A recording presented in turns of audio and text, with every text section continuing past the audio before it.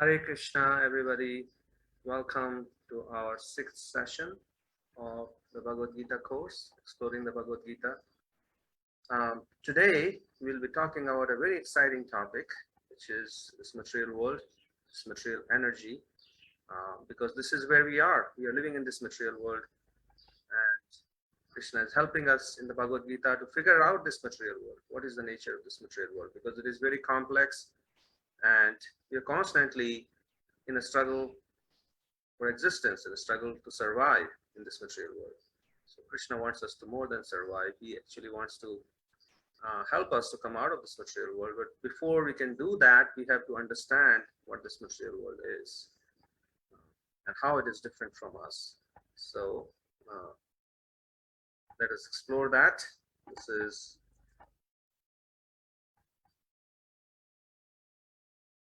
our sixth session,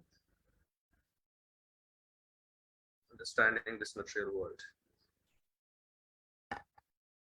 So in the last session, we talked about death because it is something that we all have to deal with, something we have seen others deal with. There's nothing as sure as death. So what is this death? How do we prepare for it? This is the art of dying. The art of living is closely connected with art of dying. And when we have understood what death is and what lies ahead, then when we are living, we are not living in just constant fear of death, but we are living with a purpose, as treating death as a doorway to a higher destination. And then we can prepare for it. We can be in that consciousness to receive death. So that is the art of die before dying. It doesn't mean we live a life being morose, but we are truly happy when we can see death as our friend.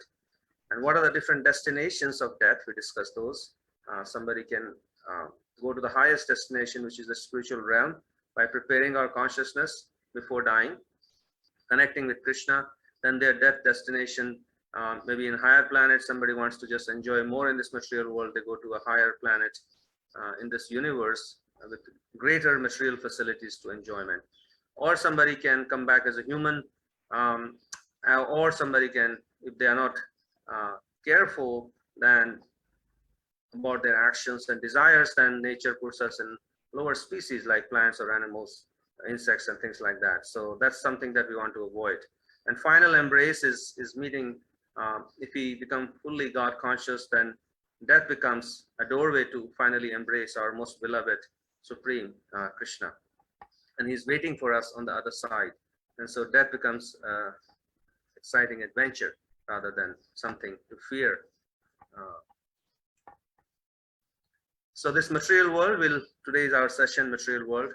We'll talk about what is this material world, why is it created in the first place, because we see so many not so good things in this material world and so many good things. So why is it created in the first place if our goal is to be in the spiritual world? We'll talk about some of the primary characteristics of this material world. Then we'll talk about Krishna's material energies. Krishna has three primary energies: spiritual energy, material energy, and marginal energy, which is us.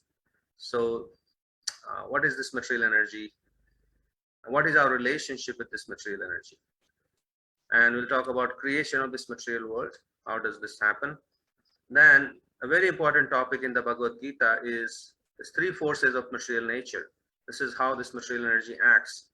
And these three forces are goodness, passion, and ignorance, sattva, rajas, tama, and they control us, they pervade us, they kind of running this material world, so as to say, and everything is made up of these three modes of nature.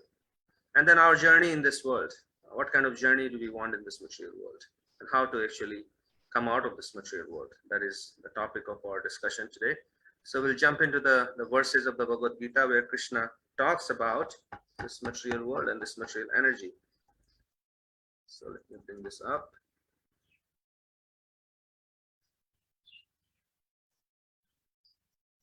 So Krishna starts talking about material energy in chapter 7. Text 4, he says, earth, water, fire, air, ether, mind, intelligence, and false ego Altogether, these 8 constitute my separated material energies. So these are Krishna's material energy. Nobody can create earth, water, fire, mind. We can only study them to find out how they work, their qualities, their properties, the laws of nature. But who can create this? There was a famous cartoon we saw once where a scientist gets into competition with God, and scientist says, "Hey, I can create a better world than you, God. Your world has so many faults. I can create something better than." And then God says, "Okay, go ahead." And the scientist starts. He goes on the ground and he takes some dirt, and as soon as he does that, God says, "No, get your own dirt." So the point is that none of us, nobody, can create. Even Lord Brahma, who is the highest living entity, can create any of these elements. And each of these elements is so powerful that we cannot withstand the power of any of these elements. And therefore, so like for example, earth, the power of earth is manifest. The ferocious power of earth is manifest in avalanches, earthquakes, landslides, and things like that. And nobody can withstand that. Water, heavy rain, flooding, fire, forest fires, and things like that. Air, cyclones, thunderstorms, hurricanes. So that's the power of air. So these are Krishna's separated material energies, and through this, Krishna creates this material world. But Krishna says, besides this, there is a superior energy of mind which comprises the living entities who are exploiting the resources of this material inferior nature. So this material energy or material world or material nature is inferior compared to us, but still we are trying to exploit it because we think that we can enjoy this material nature, and this is something I can control and enjoy. But that is where the illusion comes in. Material nature is although inferior, but being Krishna's energy, it is very, very powerful, much more powerful than us. Although we are superior in quality, but we are tiny compared to this material nature. Therefore, this material nature is always controlling us, this tiny living entity. So Krishna is saying that you are my superior energy, you have nothing to do with this material nature, but we try to become independent and try to enjoy it, and therefore we come under the grip of material nature.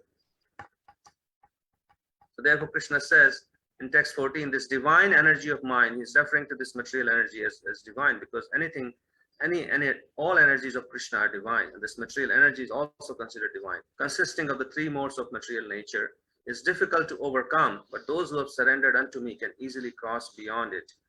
So this material energy is consisting of these 3 modes of material nature, which we'll talk about in this session.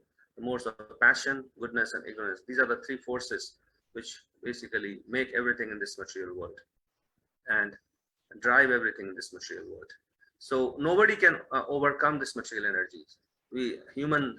Humankind has been trying to conquer nature. Like Descartes, he said that through science, through logic, our job is to drag material nature from its hound and exploit it for our purpose. And we can see the consequences of trying to exploit material nature. The world is becoming more and more difficult place, harder and harder to survive in this world. War, famine, conflicts, they are constantly increasing because we cannot overcome this material nature just by our scientific advancement, our knowledge. There's no way we can overcome it. The only way we can overcome this material nature is by connecting and surrendering to Krishna, who has the power to actually subdue this material nature, control this material nature. So this material nature, Krishna says, is after attaining, the great souls who are yogis in devotion never return to this temporary world. So this is another characteristic of this material world. It's temporary and it's full of miseries, which is full of miseries. Those are the 2 primary qualities of this material nature. And from the highest planet in this material world down to the lowest, all are places of misery, wherein repeated birth and death takes place. So this is another quality of this material nature or this material world, that there is always repeated birth and death, old age and disease. Those are the 4 things that everybody has to go through, no matter who one is. And even the highest planet, which is the planet of Lord Brahma, even that is not spared from these four miseries, birth and death. So there is no point aspiring to find a comfortable place in this material world.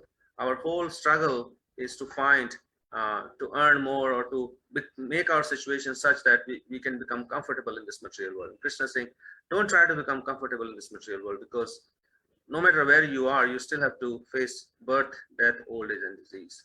It's and this another quality of this material world is that it is continuously being created and destroyed. So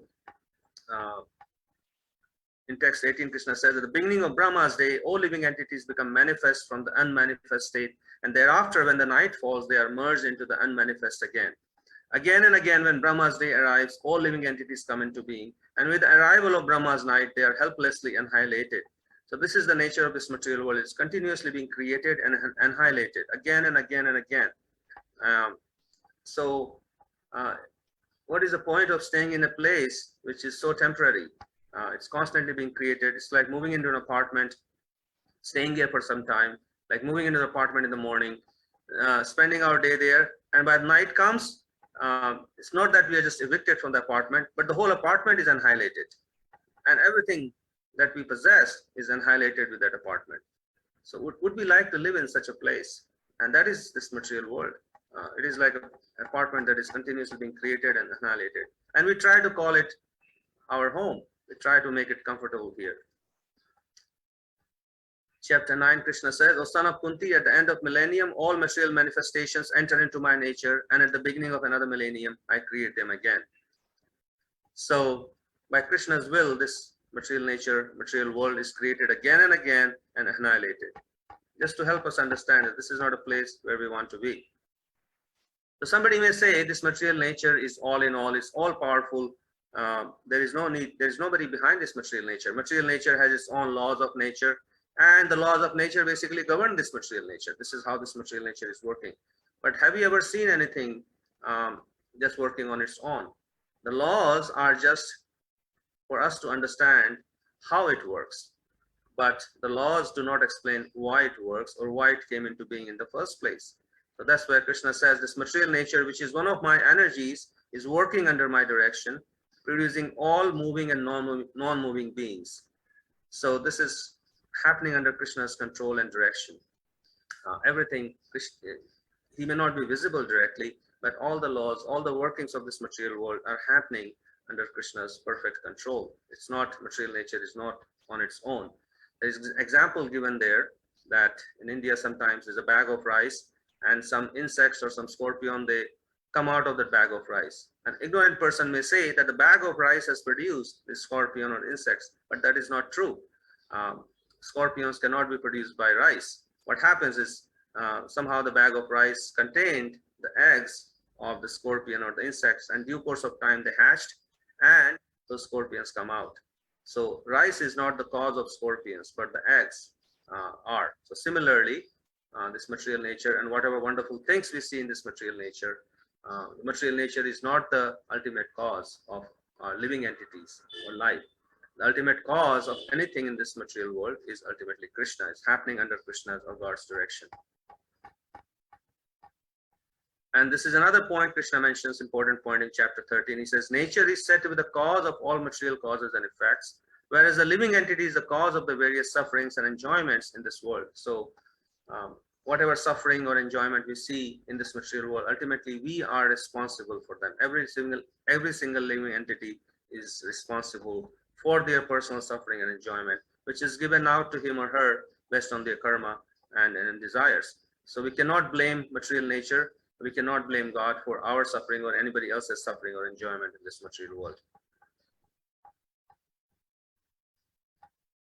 The living entity in material nature thus follows the ways of life, enjoying the three modes of nature. This is due to his association with material nature. Thus he meets with good and evil among various species. So based on our actions, based on our desires, we get into a good or bad life in the next life, into good or bad species, higher or lower species. So therefore Krishna says one has to understand it. One who understands this philosophy concerning material nature, the living entity, and the interaction of the modes of nature is sure to attain liberation. He will not take birth again, regardless of his present position. So when we understand who we are, what is this material nature, what is our relationship with this material nature, how material nature interacts with us, and how we can interact with this material nature, then with this perfect knowledge, then we can strive for freedom from this material nature through the path of bhakti. Then Krishna is going to explain in great detail about this, what are these modes of nature, because he has been talking about this, what are these modes of nature. Before he does that he says, it should be understood that all species of life, O son of Kunti, are made possible by birth in this material nature, and that I am the seed-giving father. And so Krishna is the seed-giving father. Krishna is the mother nature himself. And so life does not come from matter. That's the point that Krishna is making. Life comes from supreme life, who's Krishna himself, God himself. He has never seen atoms and molecules coming together, giving rise to life. What laws of physics define that atoms and molecules are conscious and they can produce life? That is not possible. And nobody has proven that atoms and molecules have those qualities, that they can come together to form simple protein molecules or amino acids and form different cell structures. There's no law of physics or chemistry that can govern that. So therefore, to think that just atoms and molecules just came together one day and decided to form a single living cell which multiplied and gave rise to life is very, very unscientific actually. So Krishna is saying that I am the seed-giving father. Life actually comes from life. Life does not come from matter. That's what Krishna is saying. So here now Krishna is introducing these three modes of nature. He says material nature consists of three modes: goodness, passion, and ignorance. When the eternal living entity comes in contact with nature, O mighty I am Arjuna, he becomes conditioned by these modes. So these modes are actually everything in this world that we see: earth, water, fire, air. Everything actually comes from our mind, our senses. Everything comes from these three modes. By the interaction of these three modes with our false ego, everything is created. We'll have a slide in our presentation which explains how that happens. But Bhagavad Purana goes in great detail about this whole creation process, how every single element is created, and from which our bodies are formed. All the objects of this material world that we see are formed. But what are the qualities of these three modes? Krishna explains. Text 6, O sinless one, the mode of goodness, being purer than the others, is illuminating, and it frees one from all sinful reactions. Text 7, the mode of passion is born of unlimited desires and longings. O son of Kunti, because of this, the embodied living entity is bound to material fruitive actions. The mode of goodness is about knowledge, peace, seeking sense of happiness, not harming others, not harming oneself, living a life of contentment, satisfaction. That is mode of goodness. Mode of passion is exploitation, great passion to accumulate more and more, at whatever cost to our body and to others, to the environment. We don't care. I just need to get more and more. That is mode of passion. And enjoy more and more. And mode of darkness, Krishna says in text 8, that the mode of darkness born of ignorance is the delusion of all embodied living entities. The results of this mode are madness, indolence, and sleep, which bind the conditioned souls. Mode of ignorance is laziness, madness, indolence, procrastination, great violence, great anger. Those are the qualities of mode of ignorance. One is very inactive, no activity there in the mode of ignorance. O son of Bharata, the mode of goodness conditions one to happiness, passion. Passion conditions one to fruitive action, which means I want some results for myself or whatever I do. And ignorance, covering one's knowledge, binds one to madness. So these are the three modes, and they are always competing against each other. One is never in a particular mode at a certain point of time. Sometimes the mode of goodness is dominant, sometimes mode of passion is dominant, sometimes mode of ignorance is dominant. For example, we may get sometimes very angry, so that is mode of ignorance. And but then after a while, the anger goes away and we calm down and come back to sanity and think straight, and that is coming back to the mode of goodness. So that's what Krishna says. Sometimes the mode of goodness becomes prominent, defeating the modes of passion and ignorance, or son of Bharata. Sometimes the mode of passion defeats goodness and ignorance, and other times ignorance defeats goodness and passion. In this way, there is always competition for supremacy. So these are the qualities of these modes, and Krishna goes in great detail to explain how these modes affect every single aspect of our life, and their destinations that are defined by in what mode we are in. So we'll cover more of this in our presentation. So you can read this section on your own. So please read that, and then let me bring back the presentation.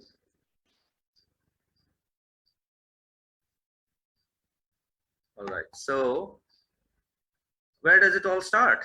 It starts with a living entity's desire to leave this wonderful place called the spiritual world, where we are happy, loving, and serving Krishna, and happy, loving, and serving all the other pure living entities.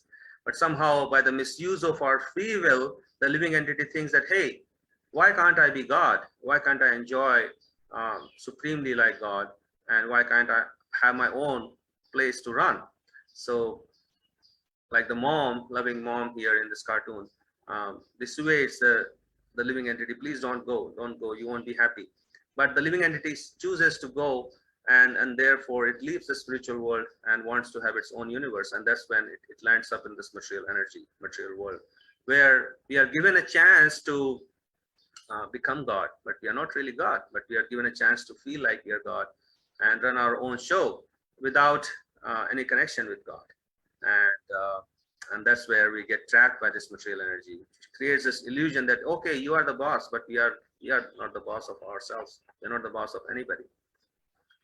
And this is why this material world is created, because people ask, why is this material world created if it is so problematic? Because we desired so. This material, Krishna doesn't want to create this material world. He wants all the living entities to be there with him in the spiritual world, enjoy with him. But we want to enjoy separately from God.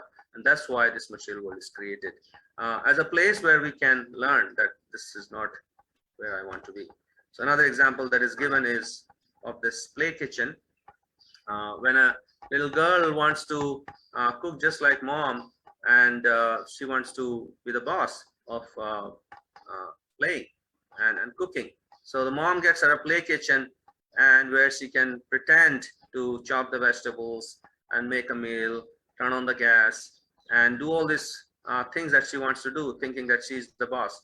But she plays for a while, and after a while, none of the things that she has made in her play kitchen can satisfy her hunger. So after a while, she gets hungry, runs to the mom, and mom says, okay, come to the real kitchen. That's where you will be fed, and that's where you will be happy. So this is the call that the girl is making to her mom, that I am hungry, I need real food. And this is what living entities are given, this play kitchen of this material world, to pretend to be cooking, making our own soup. What a soup we make, it really doesn't help us, makes us more hungry. So what is this material world? Krishna says in the 15th chapter, beginning of 15th chapter, he says, Urdhamulam adha shakham ashwatam prahuravyam. That this material world is like an upside down tree. It's rooted in reality, which is Krishna, but it is upside down reflection of the spiritual world. So therefore we see that this material world has so much great variety, so many different kinds of fruits and trees and flowers and spices. And you wonder if this place is a temporary place, why there's so much variety? Because this place is actually an upside down reflection of the spiritual realm, or a perverted reflection. So what is a reflection? What are the qualities of reflection? Reflection is not the real thing. Reflection is dependent on the actual object, that which is reflecting. It has no, it doesn't have its own existence. It is temporary. And a reflection also moves. Like, for example, the reflection in water of the tree does not move, but with the waves, the reflection of the tree, you'll see it moves. Even the moon moves in this reflection. So therefore we see that everything is unstable in this material world. Nothing is stable. We are always looking for stability in this material world, but everything is moving. Our bodies are moving, our bodies are changing. We take birth and we die. So that indicates this reflection is always moving. Everything is temporary here. The reflection cannot give us satisfaction. The fruits hanging from the tree, one can pluck those fruits and eat them and be satisfied. But if one tries to get the fruits from the reflection, there are no fruits. That's just the illusion of the fruit. So this is like a mirage. The material world is also compared to like a mirage.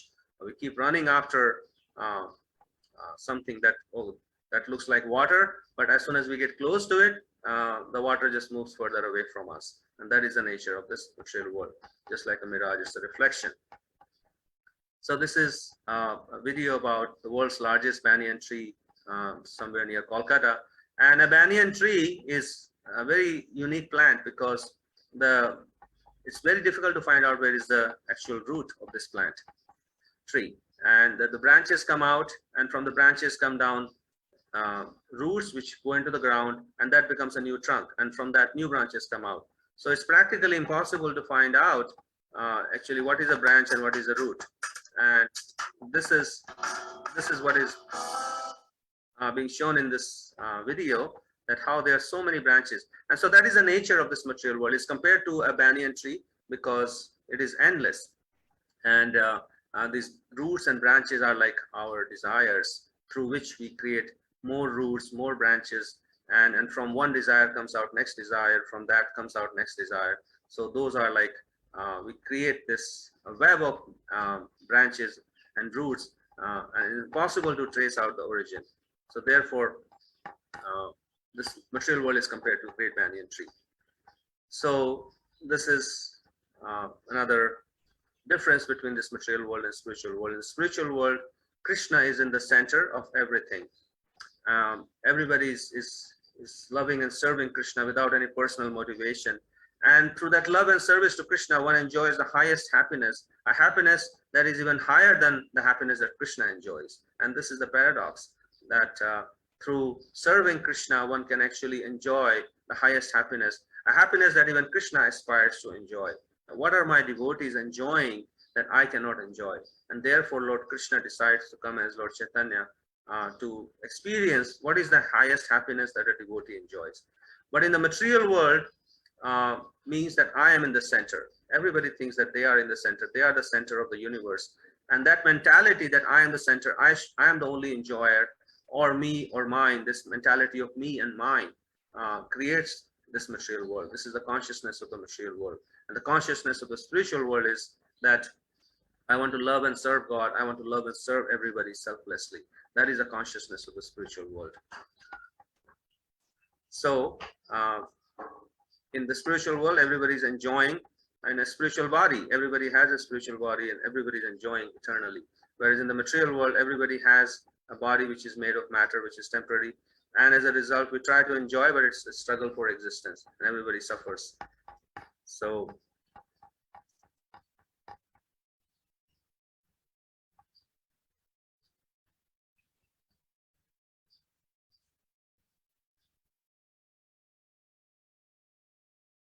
position, first establish that position and then to retain that position.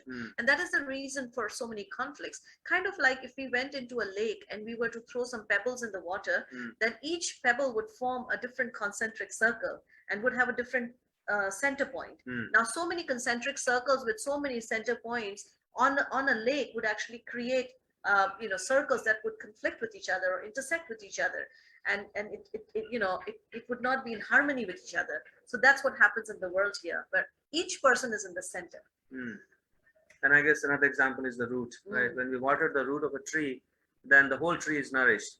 But if we individually watered the tree, the trunk and the branches and the leaves, then the tree would not get any benefit and eventually it would die. So that is the meaning of being in the center. I guess in the same point here, everyone is in the spiritual world, everybody is serving Krishna in their spiritual body and enjoying eternally, whereas in the material world is characterized by a constant struggle for existence. So we have a material body here, but in the spiritual realm, we have a spiritual body. And here we are just suffering endlessly. So again, spiritual world, there's no birth, death, old age, disease, anxiety, fear. The world of matter is actually characterized by these things, which, like Krishna was saying, that it's a place of misery. Why is it a place of misery? Because anything that's created has to be annihilated. And therefore, there is constant fear in this material world. We are always fear of annihilation, always fear of losing. That is the prime symptom of this material world. And another symptom of this material world is darkness or ignorance. In the spiritual world, there is this constant spiritual light, whereas in this material world, we are covered by this ignorance. We don't know who we are. and therefore we need artificial light in this material world. When the sun goes down, then we need artificial lights, and that's not the case in the spiritual world. Then it is also described that the happiness in this material world is actually compared to how in ancient times, the prisoners would actually be taken and they would be dunked inside a river, and they would go inside the river and they would be gasping for air, and then when they would come up again, then they would take a breath and they would feel, oh, life is good. So this is actually because we're continuously in a state of being dunked inside the river, and we're struggling, and yet those brief moments, we think, okay, I'm okay here. But Krishna says that actually nothing in this material world, we are actually, we do not belong here. We're all looking for a home, we're looking for a permanent place, but this world, we're all just passing through here. And and all our stress, our anxiety, our fears stem from the fact that we are trying to make a permanent situation in a place where by its very nature there is no permanence. And that's what is the nature of this world. Is everything is in this material world is made of matter, which is unconscious, and it decays, and therefore you can see everything comes into being and goes away after some time. Whereas in the spiritual world, everything is conscious, even the grass or water or tree, everything is conscious. Conscious means it is a spirit soul, and it is made of Sat Chit Ananda, which is eternity, bliss, and knowledge. Where in the material world, everything is opposite. So then we we already talked about this. Why is the material world created? Well, there's so many examples that are given in the Bhakti text. Another example that is given is that of a prison. So a prison is actually a correctional facility. So when living entities, when they come into this world is set up as in two ways. It is to facilitate our desires. So that's the reason why there are so many resources and opportunities for our enjoyment.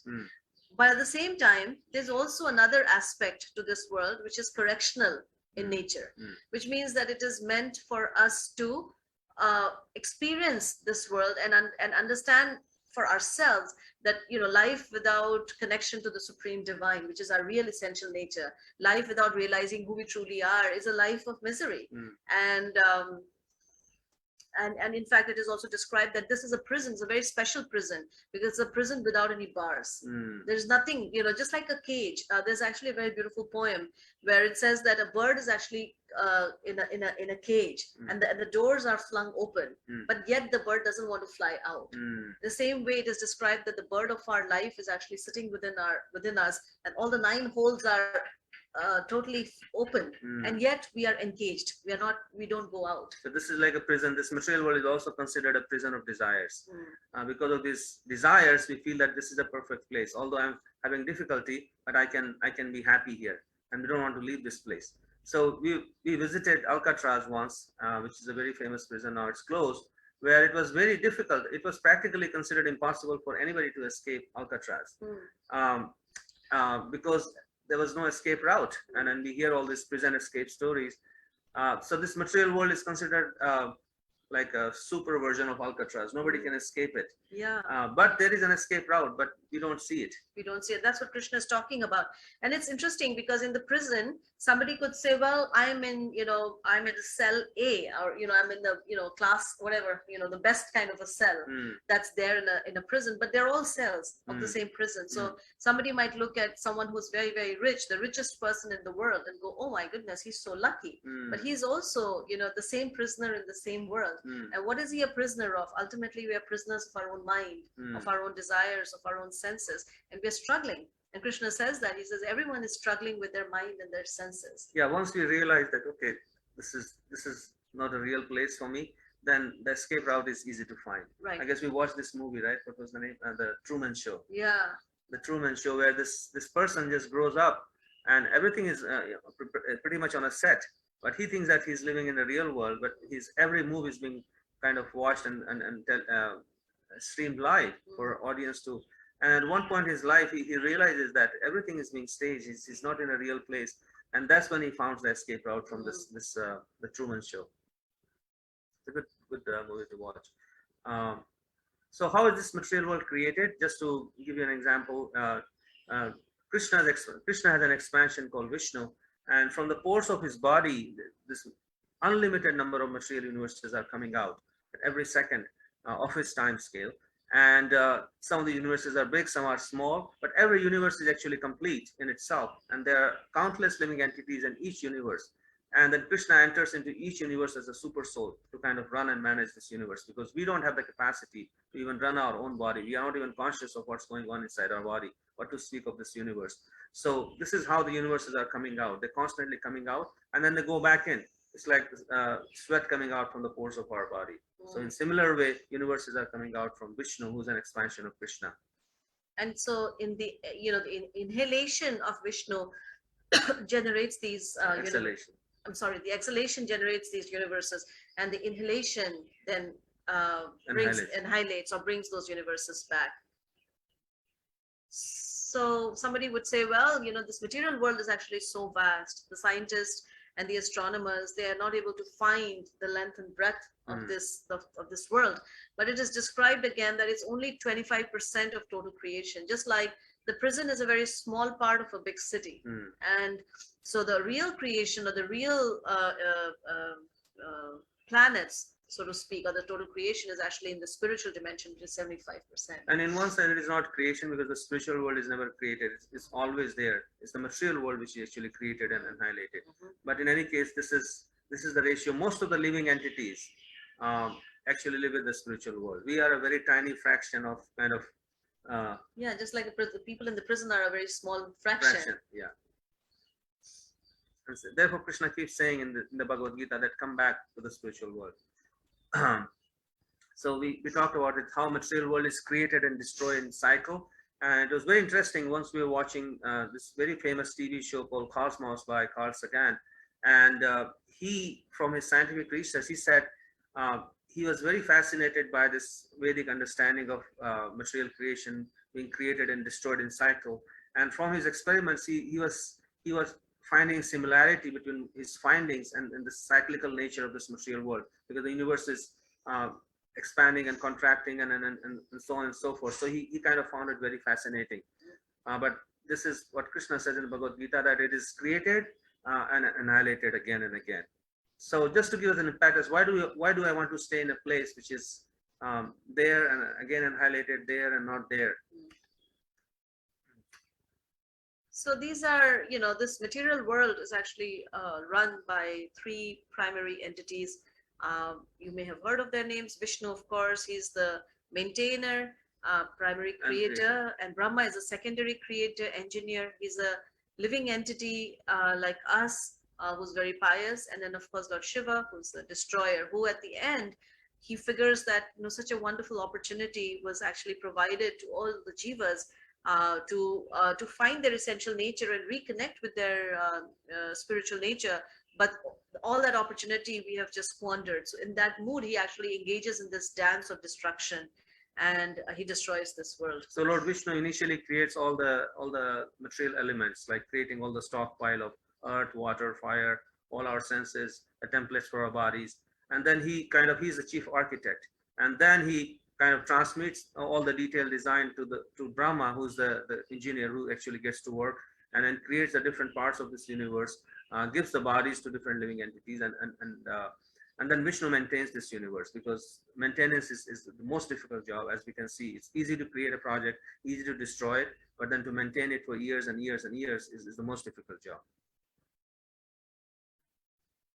So as we talked about, I think we already talked about this, that there are two things which are certified and which are sure. One is that this is a temporary world, and it's full of miseries. Now, there's just another point here, that sometimes we refer to this whole experience in this world as being a dream. So, and there are many movies actually even made which have, or even scientific ideas that this whole world is actually just, it does not exist. It's not real. So, the Bhakti understanding is that it is real in the sense that it does exist. It does come into existence, but it is not real, or it's a dream in the sense that because it is temporary, it does not have any real lasting experience. Just like, nobody could say that the dream is not real. A dream is real in the sense that, yeah, we experienced it, but it's not real in the sense that there's nothing that we can really take away from after we wake up, then it does not exist. That realm is no longer there. It's no longer there. So it does not exist. And so the same thing, it's just like a dream in the sense that it does not have any lasting impact. but at the same time, it does exist, and it's full of miseries. So this world is almost like a Lego land. We create different bodies, we create different parts of this world based on our desires, and everything feels real in a Lego land for a kid. But then it's just made of, and the Lego pieces we'll discuss. What are those Lego pieces? I think we already talked a little bit about that. Those Lego pieces are earth, water, fire, air, ether. But then eventually, at a much higher level, those Lego pieces are made of. What are those made of? Here in the Lego land, we see there are so many different kind of pieces. But eventually, what are those pieces made of? Is plastic and color, and that's it. So similarly, in this material world, everything is made up of this substance that we'll discuss next. This material world is also compared to a fort that is inescapable. And in Sanskrit, the name for the fort, which is inescapable, is called Durga. Dur, which means very difficult, and Ga means to go out of. So Durga means a place which is impossible to get out of. And the superintendent of this fort is called. So the superintendent, or the jailer, so to speak, of this fort is Durga, and she is actually the goddess that actually rules this world. And she actually has these 10 arms, which are considered to be the 10 directions, and she holds a weapon in each of these hands. And specifically, I'm always fascinated by her holding this trident, because this trident actually has these 3 spikes on it, and these 3 spikes are considered to be like the 3 kinds of miseries. And with those spikes, she's actually pushing the living entity back to the spiritual world and saying, go back. This place doesn't belong to you. At the same time, she also facilitates the desires of all the residents of this material world, or this fort, and she provides. And so there, especially in India, there are people who really pray to Durga, because she very quickly fulfills our desires for a better material existence. But that's not her real. So Durga is the shadow energy of Krishna. She's the personification of this material energy. And because everything in this world is a shadow, so Durga is a shadow of Krishna's spiritual energy, which is Radha. So when we chant Hare Krishna, Hare is the spiritual energy, Radha, and Durga is a shadow energy of Radha.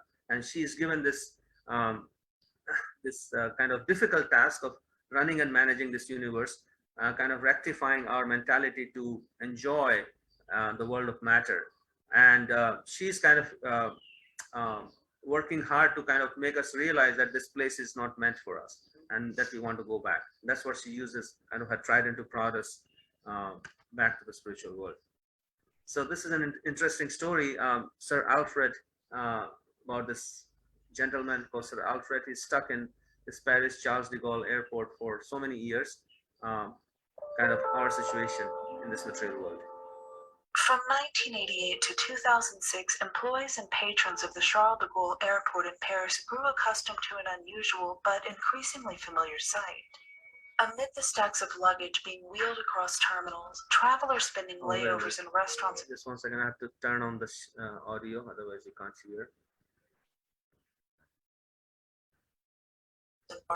And gift shops filled with overpriced souvenirs. A lone man hiding in plain sight lived on a red bench in the pre-departures lounge of France's largest international airport for nearly 2 decades.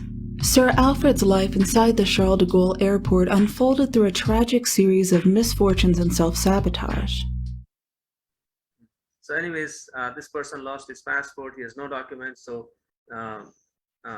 France is not letting him get out of the airport, but no other country is willing to accept him. So he's just stuck in the airport. And this is kind of our situation in a sense in this material world. We are also stuck here without any permanent shelter. So how does it feel to be in this material world? I guess best shown by this little baby who just came out of her mother's belly.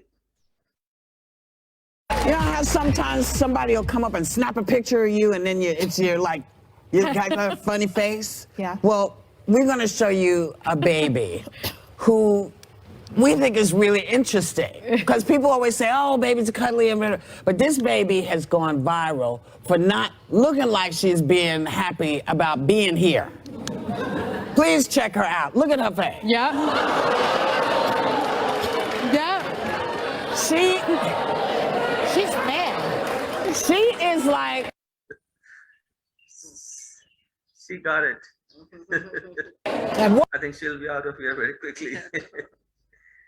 So this is another name for Krishna's material energy, Maya. She's called Maya, Durga or Maya. Maya means that which is not. Something we see that, oh, it's real, or it's meant to give me pleasure or happiness, or it's meant to give me complete shelter and protection, but actually not. We take shelter of so many different things in this material world, but none of them are actually able to give us shelter. Another example that is often used is the example of, sometimes you wake up in the morning and it's dark outside, you step out and you see a piece of rope lying outside and you think, oh, it's a snake. And one becomes very afraid, very fearful. So in the same way, but when the day happens, when it's day outside and you look out, it's like, oh, that wasn't a snake, that was a rope. So same way, what appears as scary or fearsome is actually Krishna. Ultimately, that this Maya, this is not real in the sense that it is a temporary, illusory energy of Krishna. So once we realize that, then we are not scared of anything. We are not scared of this Maya. But until then, we are scared. In the same way, until we realize everything in this material world seems very attractive and seems like very promising. Oh, I can get happiness here. So neither the happiness is real, nor the scary things are real in this material world. Both are not real. And therefore, a spiritualist is not interested in looking at this world in that way. So there are two characteristics of this material energy that we have come under. Right now, we are all under the control of this material energy. The first aspect is the throwing potency. It's called Preksha Atmika, which means that Preksha means to throw. To throw. So when a living entity wants to come into this world, then he or she is cast into this material energy or this material pool. And then the next one is, so once we come here, then the other quality of material energies, which is covering potency, it's called Avarna Atmika. Avarna means to cover, and it covers us. And because of this cover, then we start thinking, oh, I am this body, I am this, I'm American, I'm Indian, I am a doctor, I'm so on and so forth. So many covers we put on ourselves. And then we start actually feeling like I am that cover. It's the masking potency. It's the masking potency. And we start wearing so many masks. So under which we try to then enjoy this material world. Because without this masking potency or this covering potency, we could not potentially enjoy this world. So it's like the astronaut, when a person goes to moon or wherever, then they have to wear an astronaut suit, because otherwise they won't be able to survive there. And we talked about how this Krishna says, Devi Esha Gunmayi Mamaya Duratyaya. So this divine energy of mind consisting of the three modes of material nature is difficult to overcome. So now we'll talk about, so these three modes of nature or three forces of nature called Sattva, Raja and Tama, which is goodness, passion and ignorance. They are, this is the material energy, what this material energy is made up of. And you'll see, so our next topic is actually going deeper into these three modes and how everything is actually made up of these three modes. We talked about like the Lego land, where everything is, there's so many different pieces of different sizes and shapes, but ultimately everything is made up of plastic and color. So similarly in this material world, we see so many different shapes and sizes, so many different bodies, so many different kinds of nose and eyes and things like that. But ultimately everything is made up of these three forces of nature: goodness, passion and ignorance. So everything is actually crafted from these three things. We don't see them, but they are actually in everything, every single thing. And therefore Krishna spends, and that's what's driving everything. Yeah. And then this is also described as you can see in the picture, these three modes are like these three girls with strings in their hand. And these three modes are also driving. We are like puppets. Our bodies, our minds, our senses, they are like puppets in the hands of these three modes. And they're constantly driving us to do things. And as a puppet, we think that actually I'm doing it. And I take full credit.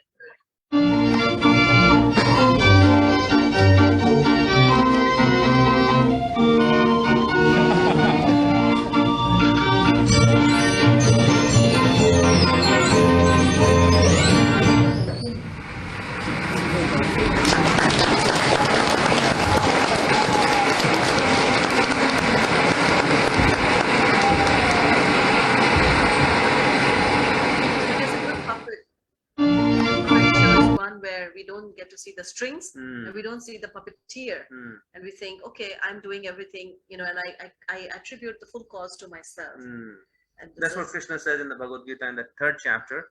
In text 27, he says that this is the power of these material modes. They are so hidden, and they make us feel that, okay, actually we are doing everything, but actually they are doing everything.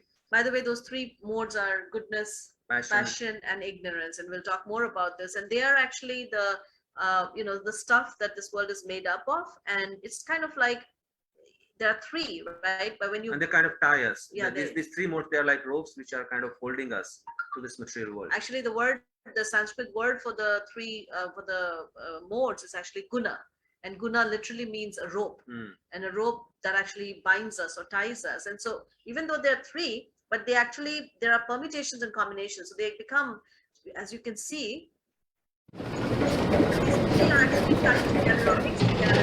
They actually become, and that's how you do the rope.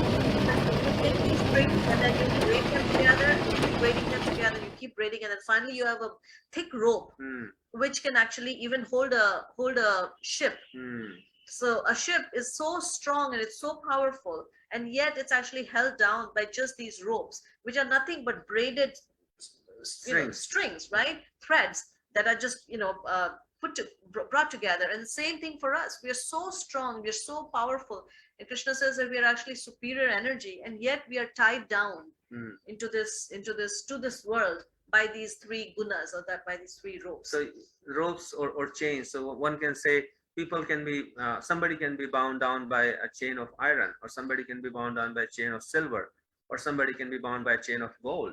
So chain of gold is compared to the mode of goodness, the chain of silver is compared to mode of passion, the chain of iron is compared to mode of ignorance. But regardless, we are tied down by a chain, because we can only go so far as much as the chain allows us. And therefore, like these different bodies of human beings, different people may be at different levels. Somebody is very rich, somebody is poor, there's some animal or a tree or an insect. Everybody is actually having a body which is compared to these 3 kind of chains. We can move around here, but that's the extent of it. This is another very interesting thing. We actually, where we are right now, Assam is a land of elephants. And the way they are actually trained, I mean, how is it possible that an elephant is such a huge animal, so powerful that it can even overturn a car, right? At the same time, there is this tiny man, like 5 feet some inches, who sits on top of this elephant and completely controls it, right? So why? Because when the elephant is actually a little baby, at that time the elephant is actually connected to this tiny little stick with a thin little piece of rope, and then the elephant is and at that time that's enough to hold the baby elephant down. But at some point when the elephant grows up, the elephant is now so powerful that it can easily walk away from that tiny little stick and the tiny little rope, but he still is conditioned by now to believe that he is actually bound, and because he believes that he is bound, he stays bound. He stays bound. And right there, is the conundrum. And this is what we are. We are actually tied down by these ropes of modes of nature right from our birth. And then we think that this is who we are. This rope basically represents this is who I am, and we accept the limitations of this body. But Krishna is saying that you can easily tear away these ropes and become free. And he gives a solution. But the unfortunate, yeah, this is like Plato's cave. Some people, they were tied down in a cave, and they would only see reflections of things on the wall, or shadows of things on the wall. And for them, they just grew up like that, and then they would, this is a thought experiment, and then they would accept that this is their world. So once they heard some sounds and some actual people walking outside the cave. So when they see that, and when somebody, one of them actually becomes free and goes outside and comes back and says, hey, there are people actually, who walk outside, and what we have been seeing are simply the shadow or the reflection on this wall, then they actually get quite upset. They don't want to accept it. So it's the same thing for us, that, we've been living in this world of shadow, in this world of reflection for such a long time, that it takes us a while for us to really believe that there might exist another world, of which this world is simply a reflection. So I guess that the way we say that we say logic. It has to be logical. It has to be rational. Mm. And it's like the caveman, they're saying, oh, this is our logic. The shadows are the logic. So using the shadows to prove that Or disprove. or disprove that there is the reality outside the cave. How can you prove or disprove anything outside the reality? The reality outside the cave, the shadows. Similarly, we use our senses and our mind and our logic to prove or disprove that there is something beyond matter, which we cannot do. Mm. And these three modes of nature, they are pervading everything that we do. But they are very invisible, very smart, because they make us think that we are actually doing it. And this is an interesting experiment done by this professor at Wharton and another one at Stanford. Oops. But what if there's 4 other people sitting at the table with you, and each of them already said no thank you when asked if they would like dessert? Do you change your answer? What's happened here is explained by Jonah Berger, Stanford PhD and professor of marketing at the Wharton School at the University of Pennsylvania, in his new book Invisible Influence: The Hidden Forces That Shape Behavior. In 1951, Solomon Asch set up a similar experiment, asking people which of these lines is the same as this one: A, B, or C. Even though the answer is obvious, many people answered C. How could that be? Just like at the diner, the actual subject of the test was choosing last. Before him were paid actors that gave the same wrong answer: C, C, and C. They influenced the subject to conform just as you conform to decline dessert. Nonsense, you say. That's true for others, but not for me. I am free from influence. I see through the fog of external factors to make objective and powerful decisions. But Jonah Berger shows that these influences are often so strongly embedded in our nature, they're practically impossible to resist. In fact, it is not just humans. Many animals are affected by influence, even cockroaches. In 1969, Robert Zion studied the effects of a crowd on racing cockroaches. The result? Cockroaches ran faster when being watched. How amazing is that? That's not all. The same audience made them run slower when Robert made the race more difficult. Later studies showed the same happens to humans. It's quite amazing. And these invisible forces within us are actually what is described as the 3 modes of material nature, which actually continuously influences our behavior, and we think that it's me making those choices. And our desires. And another thing that these 3 modes do is that they make everything upside down. We already talked about this, that how this whole world is actually a reflection. It's like wearing like glasses. And then if you wear glasses, a certain kind of glasses that make us make everything look upside down. That's what this also, another kind of glasses that we could be wearing are, like for example, if you wear rose tinted glasses, then the whole world will appear red. If you wear blue, the whole world will appear blue. So these modes are also actually like, colored tinted glasses. I don't think we need to watch this yet. So we talked about how everything is actually in this world made up of these 3 modes, and it is described in great detail in the Bhagavad Purana, how our false ego, when it comes in contact with each of these different modes, it produces different things. So like false ego, when it comes in touch with goodness, it produces our mind. When it comes in touch with mode of passion, it produces our intelligence, activity. And when it comes in touch with ignorance, then it produces earth, water, fire, air, space, our sense objects. So everything you can see, how everything is actually coming out from these modes, everything that we see around us. And the only thing that is not coming out from these modes is us, which is the soul. We are beyond the modes. We are beyond the modes originally. And the living entity is actually completely pure, just like the water that falls from the sky. But when it falls on the earth, then it mixes with the mud. And when it mixes with the mud, it becomes muddy water. So the same way the soul is actually pure, but when it mixes with matter, that's when it becomes conditioned by these modes. Otherwise, it's always pure. So now the whole process of bhakti is to remove the mud.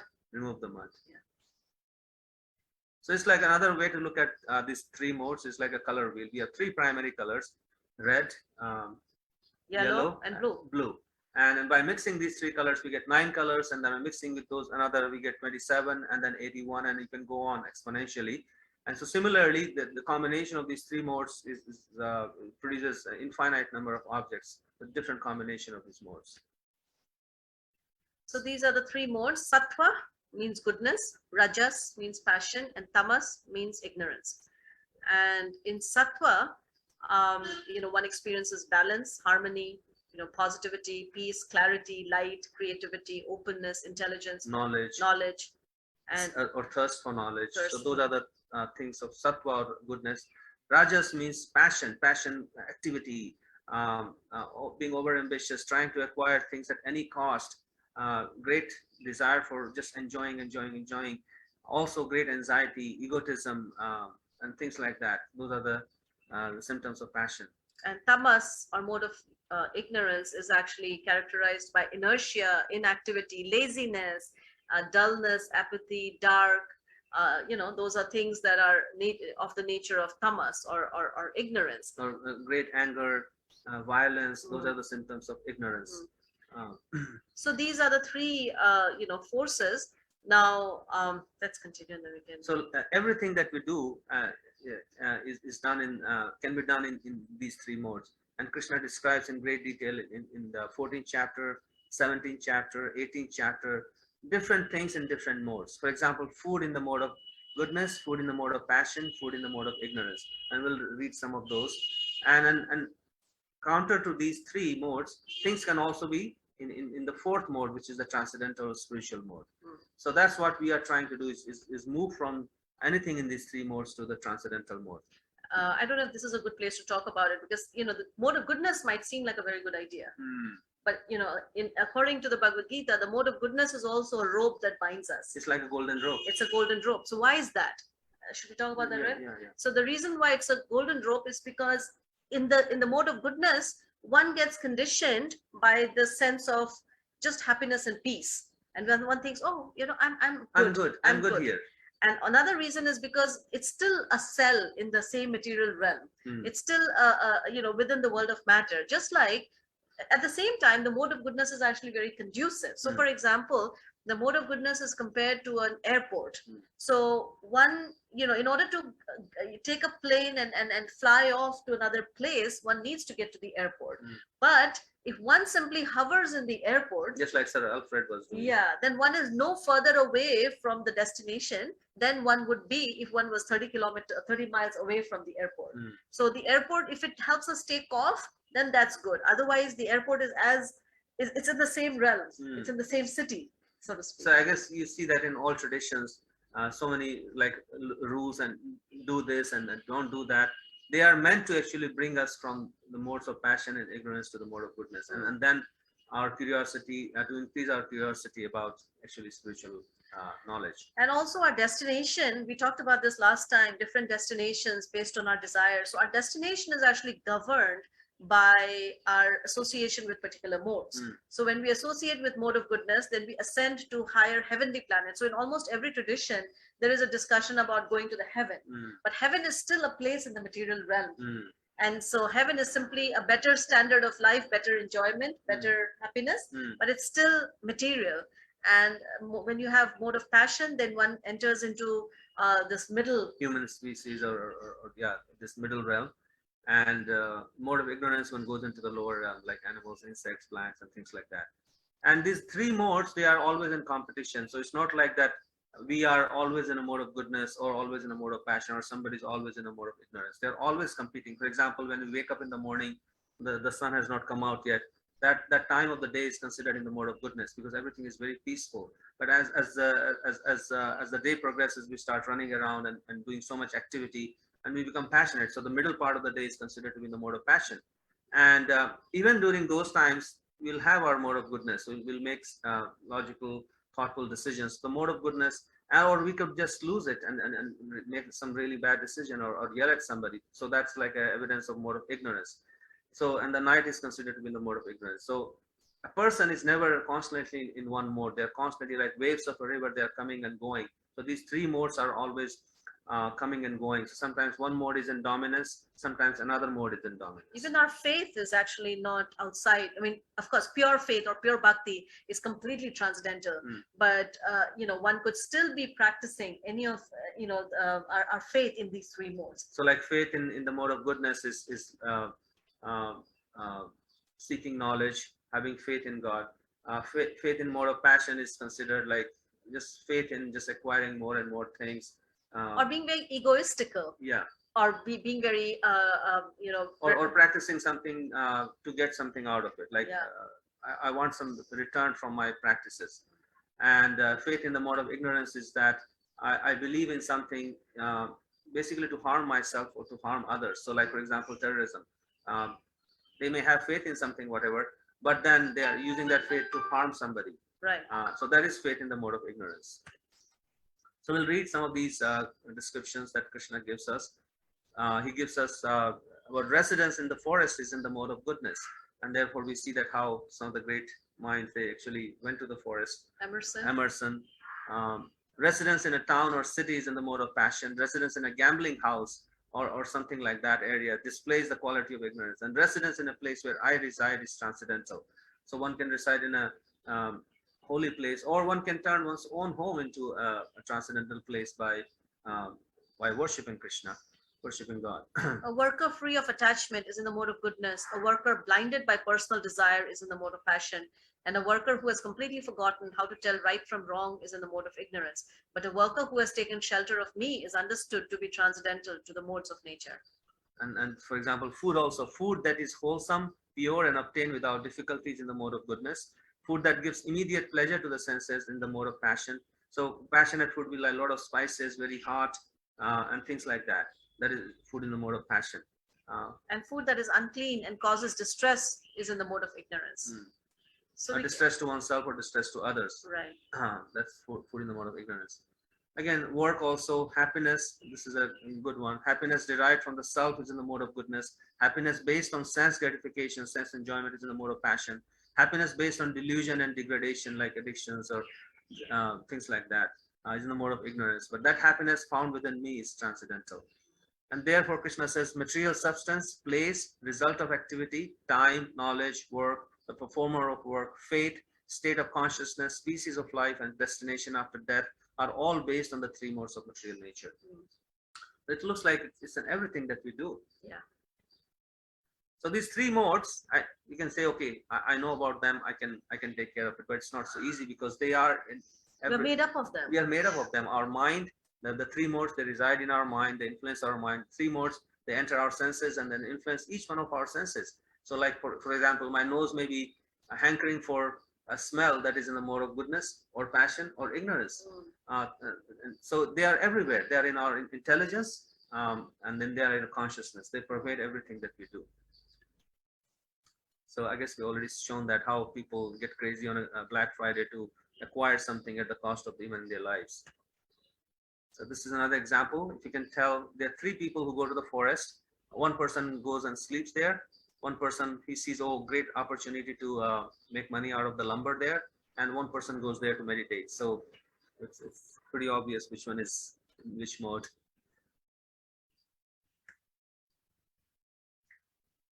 Another thing that Krishna says in the Bhagavad Gita is that, once we have acquired these modes, we cannot artificially repress them, or we cannot even change them. And I mean, we can change them, but we have to work with what we have. Okay. Go ahead. Yeah, so these modes are not so easy to overcome. And it's important to recognize what they are, and then try to go towards the mode which is most conducive to spiritual knowledge, and that is the mode of goodness. So whichever mode we feed, that is the mode that will grow. So for example, if you are in the mode of passion, if you continuously feed passion into our lives, then that And mode, how do we feed passion into our life? Is by associating with things that are passionate. For example, if we listen to music that is passionate, we eat food that is passionate, we hang out with people who are of that quality. If we spend time in places which have that quality, so those things will continue to feed our mode of passion, right? And to increase mode of goodness, there are certain things that increase the mode of goodness. And if we mold our day in such a way that, for example, waking up early, meditating in the morning, taking a bath, waking up and eating food that is in the mode of goodness, like simple, holistic food, then that will automatically increase goodness within us. And the symptom will be, then we'll be seeking knowledge, we'll be seeking peace, we'll be seeking to help others, we'll be seeking to inquire about spirituality. So that mode of goodness naturally facilitates that.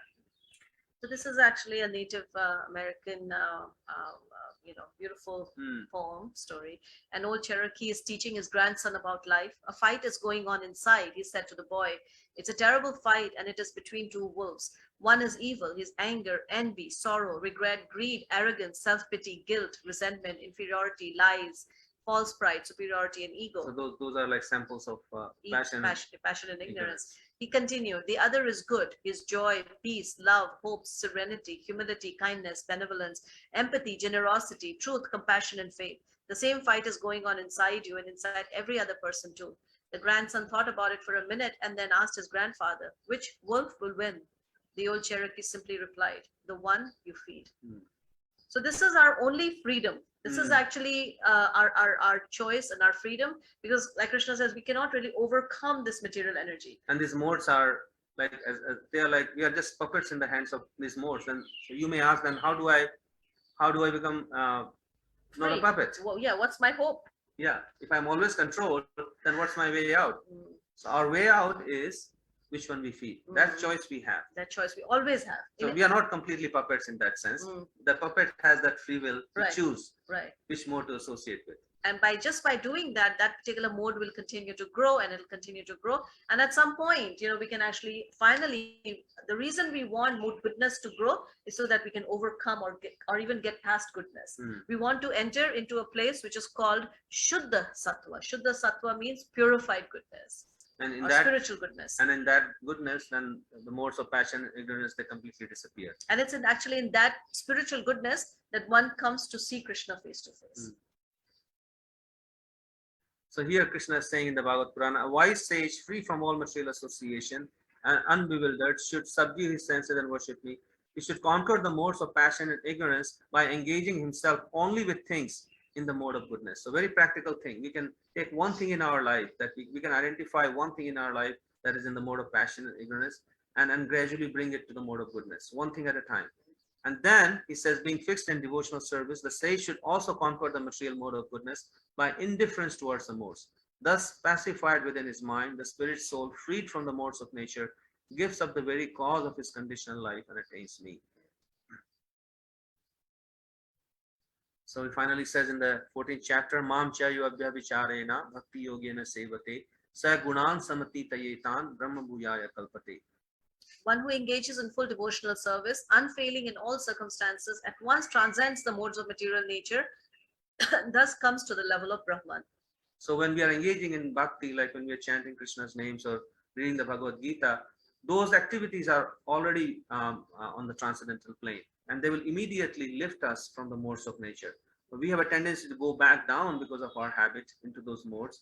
But if we repeatedly do that, then our default mode will be to stay in this transcendental plane, and we won't want to go down again. So we talked about this material world. What is this material world? Why is it created? The three forces of nature, very important topic in the Bhagavad Gita. How these forces affect us, every aspect of our life, and how to become free from these three forces of material nature. In our next session, a very important session, what is knowledge? What is faith? What is doubt? How can they, three ways of acquiring knowledge. We think that there is just through our eyes or our senses we can acquire knowledge, but there are other ways of acquiring knowledge. What is faith? Can reason, faith, and doubt coexist? So another very important topic. Krishna spends quite a bit of time in chapter 4, chapter 9, and other places about these topics. So we'll discuss those in great detail in our next session coming up. All right, so join our Mighty Network if you haven't done so, and please follow us on our Instagram page, bhakti_poems. And if you have any questions, send us an email. Thank you. Hare Krishna. So we'll take questions, comments, realizations, thoughts. I think Aditi might have. Oh yeah, Aditi will help us with that. Jody just asked if you could spell the transcendental form of goodness. Should, I'm forgetting the second part of the word. Okay. Shuddha means pure, and sattva means goodness, so pure goodness. So we have some questions. The first question here is from Astro. How can we see our reflection in another living being, and why do we? We don't see our reflection in another being. I think the point of reflection is that this material world is a reflection of the spiritual realm. So everything here is a reflection. It's not, it's like it has the, just like the reflection has the similar shape and form of the original object. So similarly in this material world, everything seems real. The same body, body of a tree or human being or whatever we see around here, it seems like it is there, but actually it's very temporary, and that's why it's not there also at the same time. What is the question again? How do we see our reflection in another being? We don't see our reflection in another being. We don't see a reflection in other beings. I mean, we are all spiritual beings, Right. experiencing the reflection together. Mm. So, we're experiencing this illusion together, and in that way, we are all sparks of the same fire, going through the same experience. In that way, we could, have. I don't know if there's something that you're talking about. If you want to just share your thoughts, I guess this question is not so clear for us. So, if you want to come live and just.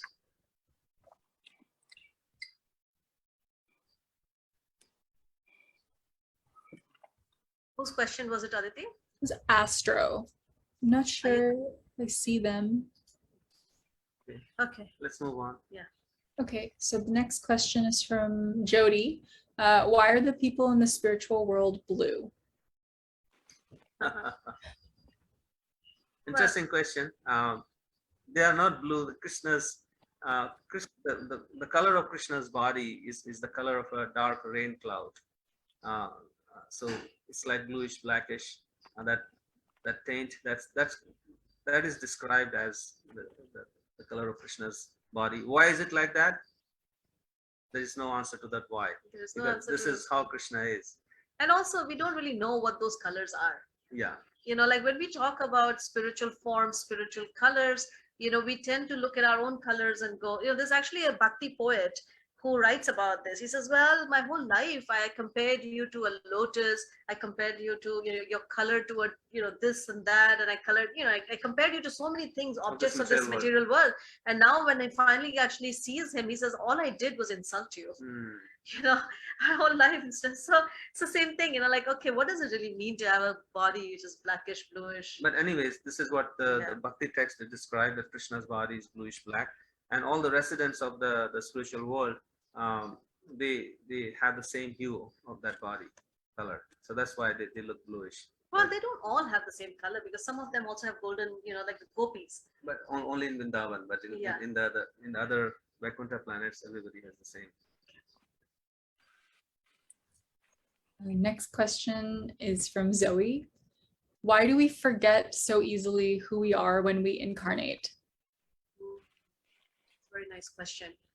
It's because we talked about this, the material energy has this covering potency. Without forgetting who we are, we cannot be in this play. Like if Shakespeare said all the world's a stage and we are simply actors, right, on this. So we have to forget who we really are. We have to take on that costume. We have to enter into that part. We have to believe that we are this part, and this is who we are, and that is facilitated by this material energy. And that's another important point, that this is in one sense we could say it's a prison and it's a correctional thing, but in another sense this is not exactly a punishment.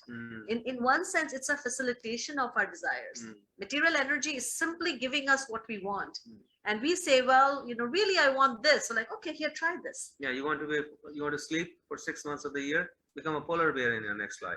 Or you want to do this is we desire, and like man proposes, God disposes, right? So we are desiring the different things, and our desires are creating the bodies. Desires are creating. Krishna is saying, don't do this, and we say, no, I want this.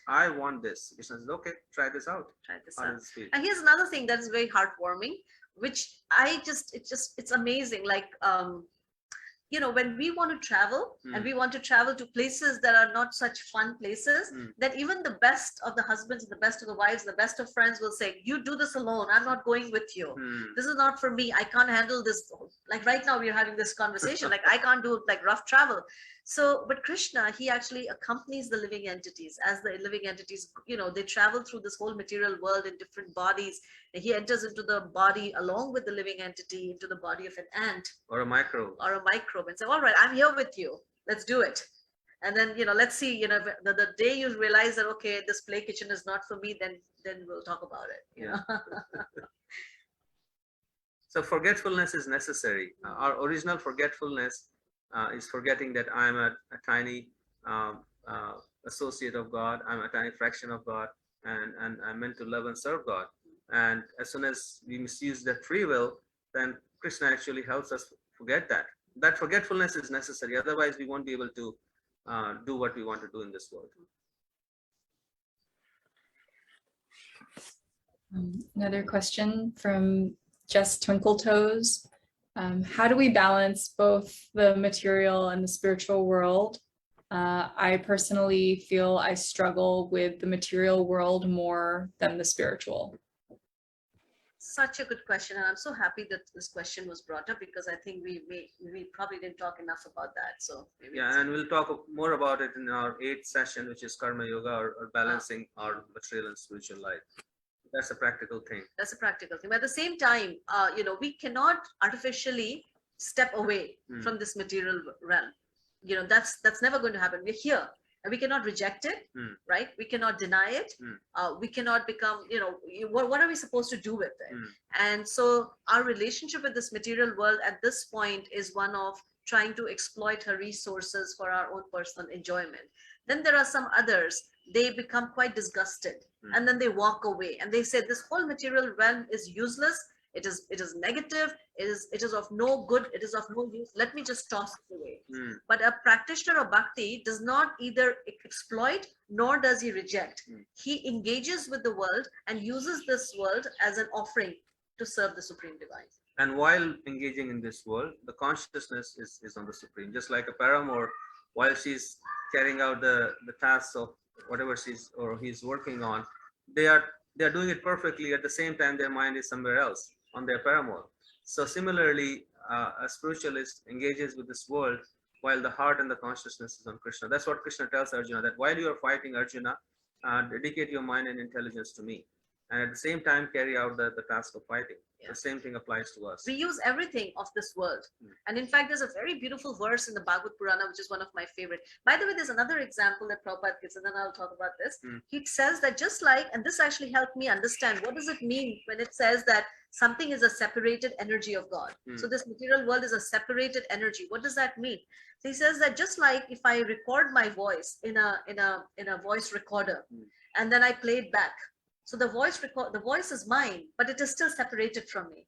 So that was one. If somebody hears that recording, then that recording is you, but it is still separated from you, right? So this whole material world is actually divine in nature. It is not demoniac, because it's an emanation from that supreme divine. So everything is sacred. And the other point that that is spoken of in the Bhagavad Purana is that Krishna directly does not associate with matter, but when we use this matter and we offer it to Krishna, then Krishna actually enjoys matter. He accepts that whatever material object, and that material object becomes spiritual. It's no longer matter. So bhakti there is actually no difference between matter and spirit. That's another really important point. These are all esoteric points, but they're really important. There's no difference between matter and spirit. The difference is in our consciousness. Just like for an expert engineer, there is no difference between the heating system and the cooling system. It's the same electricity, but one is used for heating purposes, the other is used for cooling purpose. And an expert electrician can convert one to the other. Yeah, nowadays they make these air conditioners which can heat and cool it simultaneously. So you can sometimes use it for AC, sometimes use it for heating. So same thing with this energy, same energy, if used for our own enjoyment is material, same energy used for Krishna's satisfaction or service is spiritual. Does it help? Yes.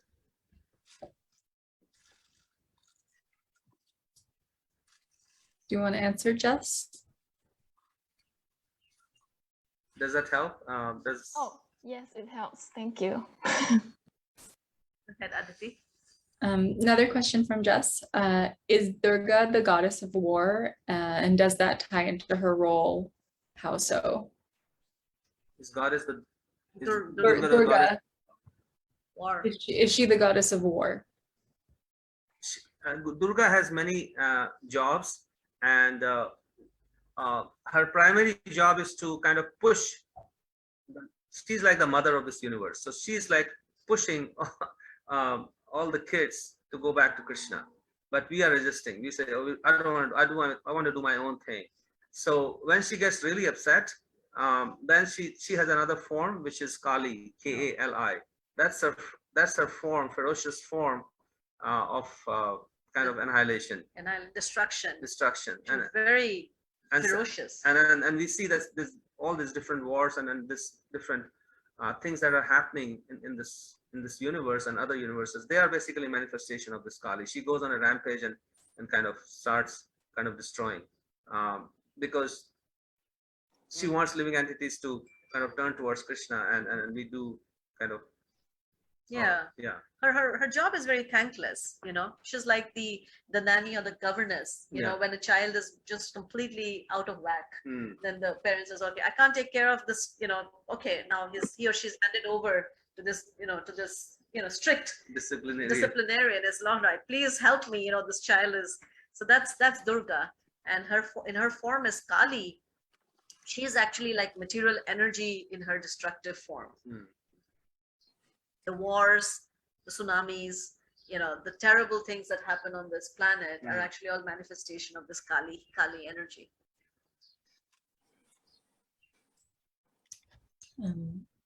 From Jody, where is higher than heaven? It's a very good point. Heaven is, according to the Bhakti text, heaven is just another planet in this material universe, which is primarily in the mode of goodness, and the standard of living and luxury and happiness and everything is very, very high. We can't It's even. paradise. It's paradise. It's like Hawaii. 10 billion times better than Hawaii you can think of. Everything is perfect there. But again, this is still a material planet.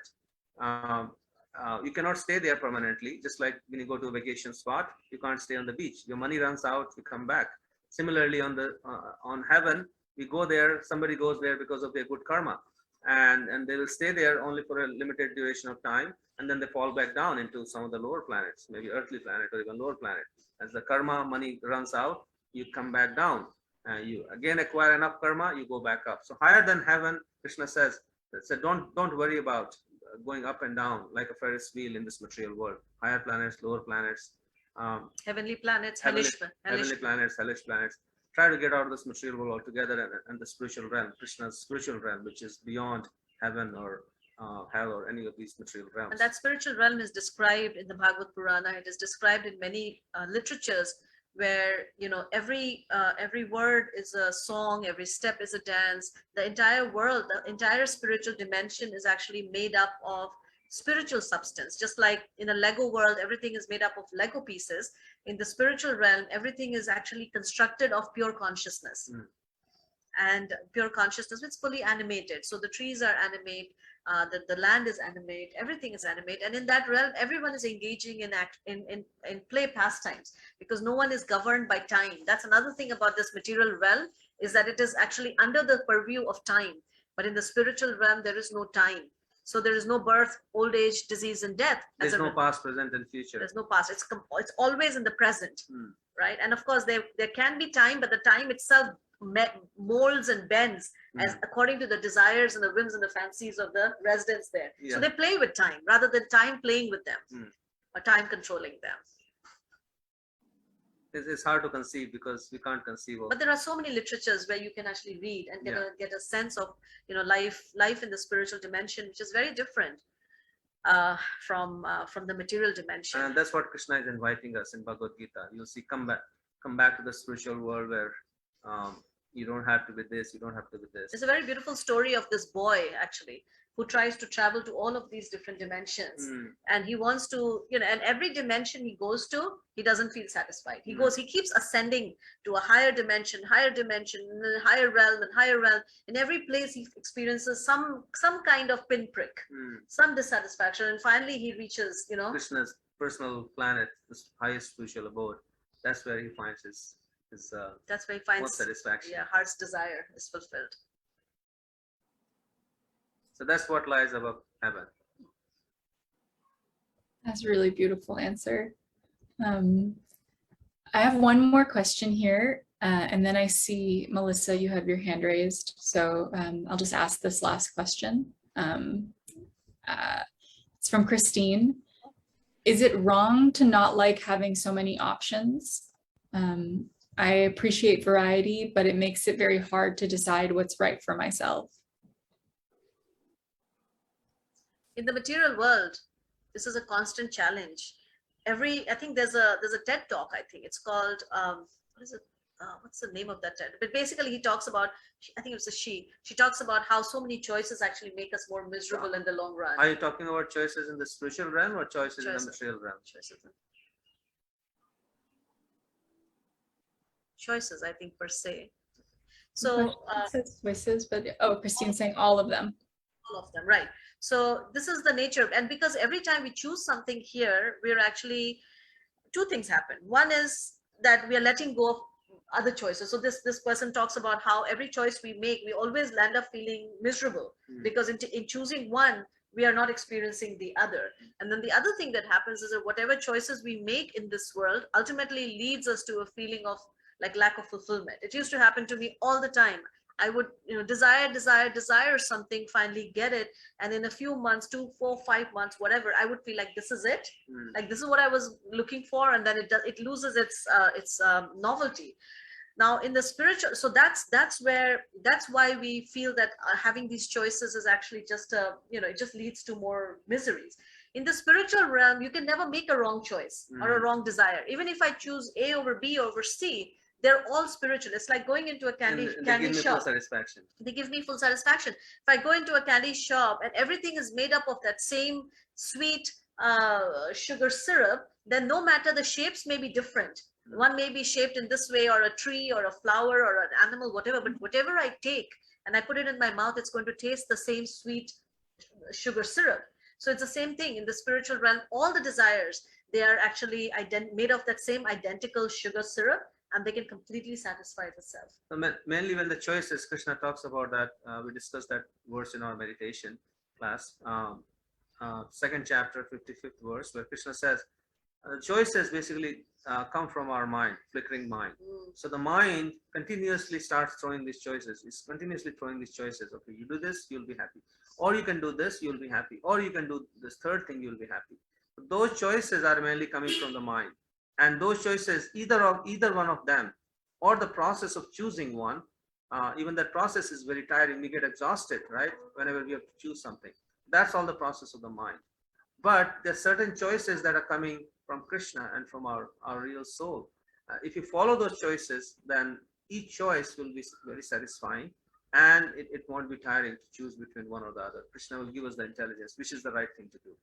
That's a very good point. And I was also thinking that, one of the things that we have tried to do in our life is that, like you're talking about how to choose, between so many different choices.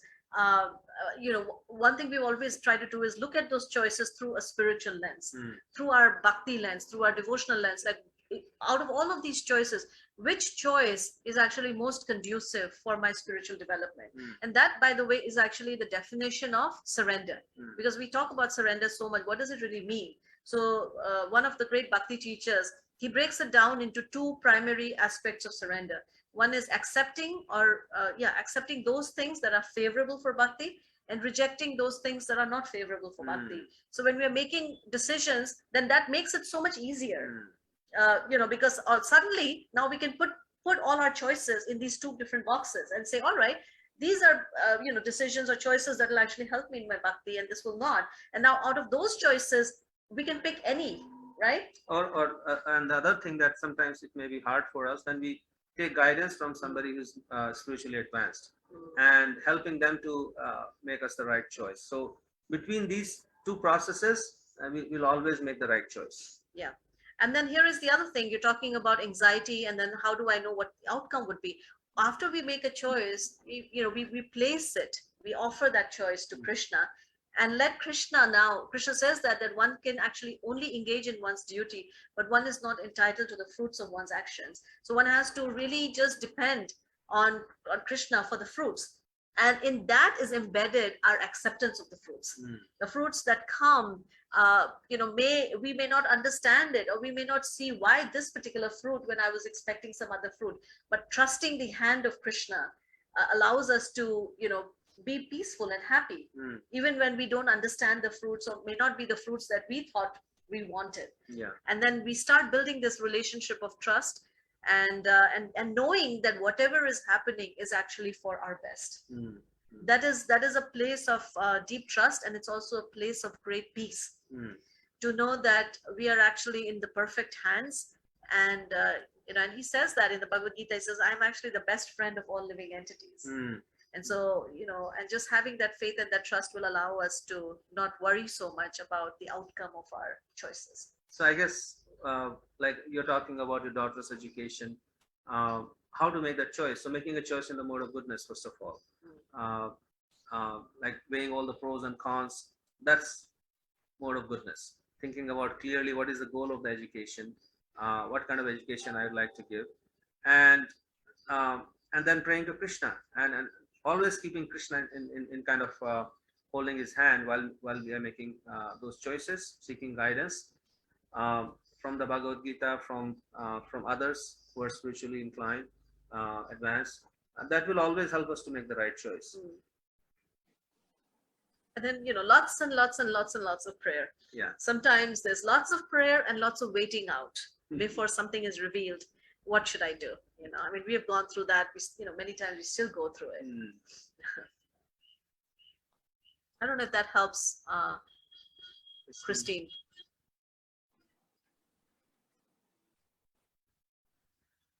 Okay, Melissa, go ahead. Hi. So I've been thinking about, it's just kind of a two-part question. I couldn't figure out how to type it in. So I've been thinking about that slide with the calf. I believe it was like tied up, and thinking about like free will and how much we have, and then, this past karma, and just thinking about certain people I know, or, myself maybe included, and being, this is the karma, this is from your past desires. And like for some people, watching them kind of spin, it almost seems like they're on the ball is going down, right? And like it's like they get themselves more and more embedded in this, they have less and less free will to change it. Like I'm like, then they're going to be a polar bear soon, right? And so like what happened, I don't know, is that true? It seems like once people start going on that road, it just keeps going, like they have less and less chance maybe, or I don't know, ability to make their own choices. And then I get at the end of that, when you do become a polar bear, and then is it the desire, like you're like, okay, I've slept enough, I want something more, and would your karma then, would you be born again into human? Is that how you get out of that state? I guess I'm just a little confused as to. Yeah, once you are into an animal body, then the nature's evolution takes its course, and then at that point, the soul has to just go through that cycle of going through all the different bodies before nature again grants it a human body. And therefore, it's emphasized again and again and again and again in the Bhakti text that this human birth is very rare. Use it very wisely, and use it for the purpose of getting out of here. This human birth is like that narrow escape route from this inescapable fort. So you can use that human body to come out of this this cycle of birth and death. Or if you take it too casually and just do whatever you want to do, then once you land up in a lower species, then you just have to wait it out.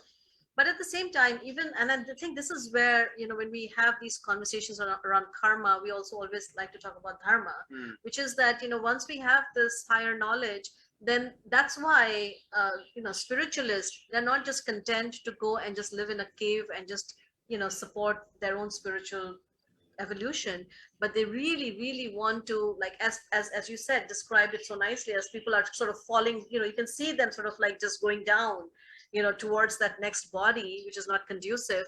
Then if we come in and we sort of intervene at some level by maybe, the sound vibration that enters into their ears, or maybe a little bit of prasadam that they receive, or even a contact with someone who is spiritual, can completely change the trajectory of that living It's like entity. short-circuiting that evolution cycle, immediately getting that. Like, so Prabhupada would, like, when he would sit in his room and he would see an ant, then he'd immediately give her he'd chant Hare Krishna to the ant and give her a piece of bread or whatever he was eating, a prasadam, spiritual food.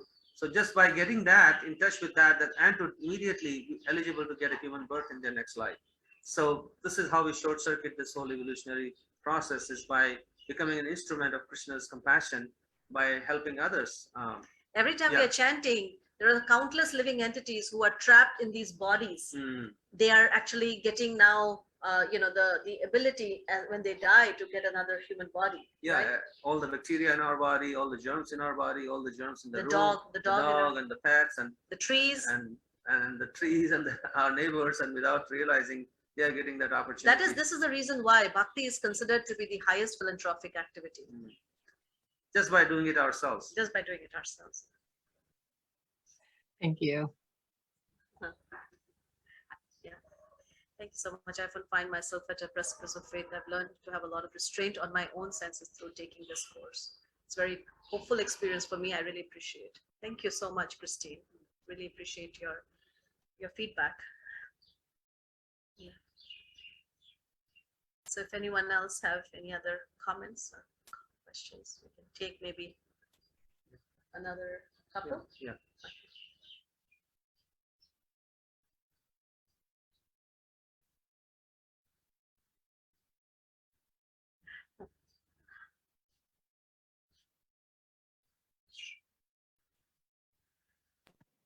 Hello, I have a comment. This is a fun comment. I like to bring the fun comments. And you were talking about reflections, and you were talking about Krishna being blue, and your glasses are reflecting blue light. So you're just beaming out this Krishna light right out of your eyeballs. It is so cool. Is it because I'm wearing a blue dress today? No, it's because you're beaming Krishna light out of your eyeballs. Thank you. I like that.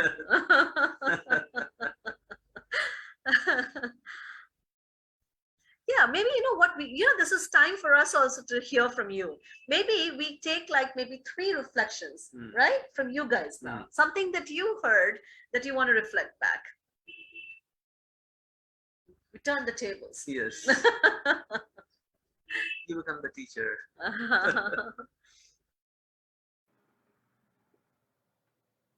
Anybody can just, share one thing that you heard. Yes, Julian, go ahead.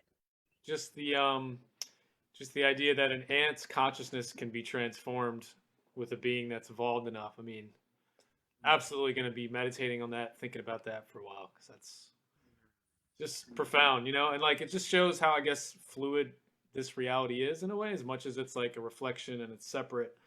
The fact that this spiritual energy of Krishna, God, it pervades it all, so that can happen, right? So like just really, really cool. I like that one.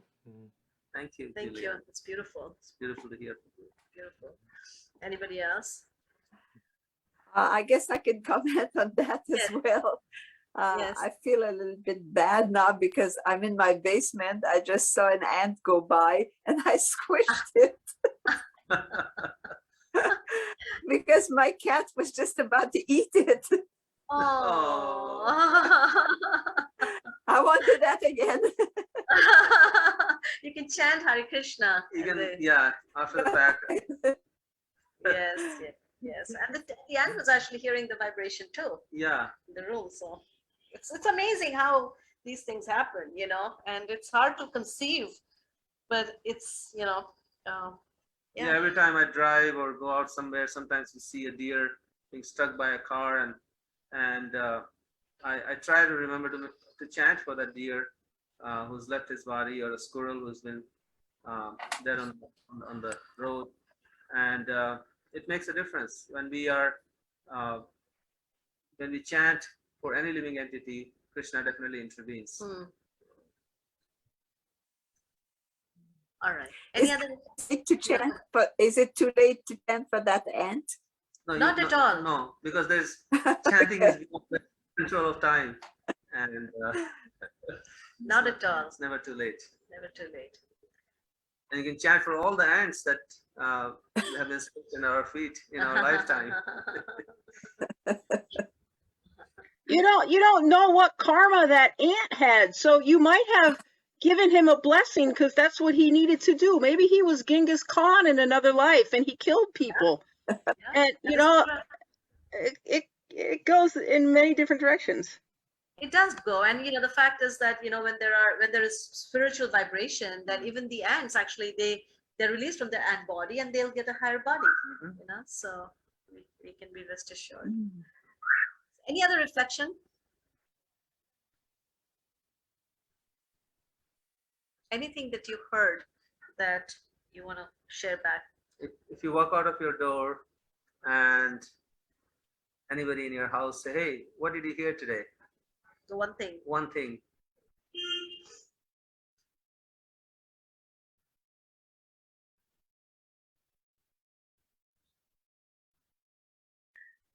Well, mine would be that heaven is the material world, and yeah, that would have me thinking a lot, you know, since my mom just passed. So that's what I guess think. heaven can also be, I guess, depending on the different traditions, sometimes heaven can also mean that spiritual realm, right? So I guess just according to Bhakti text, that the word heaven is meant to indicate this another very higher realm in the material world. Yeah, but you can think of that when Krishna is involved, then he can take us anywhere.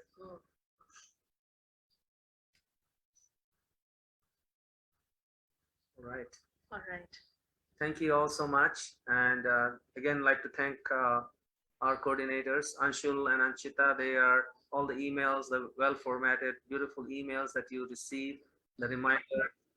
Everything is being sent by Anshul and Anchita. If you'd like to come on screen, if you're still there. I think they are. Yeah, Anshul. And this is Anshul and his beautiful wife, Anchita. They make that happen. And they do a lot of background work to keep this class going. Our deep appreciation for Aditi, who so masterfully goes to the chat, so we don't have to run up and down the chat box to find out, and beautifully coordinating the questions and answer session. So thank you, Aditi. Amritvani. And Amritvani, Amritvani, are you there? She's always in the background, you know, recording. Making all the recordings, processing the videos from the recording, and posting them on YouTube, and sharing those links. So that is Amritvani here. There she is. So thank you for your consistent. She has been doing this consistently without fail every day, pretty much for last 2 years since the pandemic started. Such an amazing service. Such consistent service. Yeah, such consistent and amazing service. And so that's Amritvani, and then we have Amrita Chima. Is she there? No, she's not there. So Amrita is the mastermind behind all those summaries that you get. She listens to those recordings, and then she creates a summary for each slide, for each verse, and it makes it so much easier. When I'm reading that summary, I feel, wow, this is something that I can study from. And if I miss the class. So that's Amrita. So all of you together make this class so wonderfully possible. So Krishna bless you all. Thank you so much. And thank you all for coming to these classes with your enthusiasm, with your questions, with your beautiful smiling faces, and your amazing realizations. It's what keeps us going, actually. You know, when we hear these reflections and your realizations and your experiences, we feel so enlivened and so happy. We do. This is our greatest joy. It really is. Min, would you like to end the session with some dessert? Anything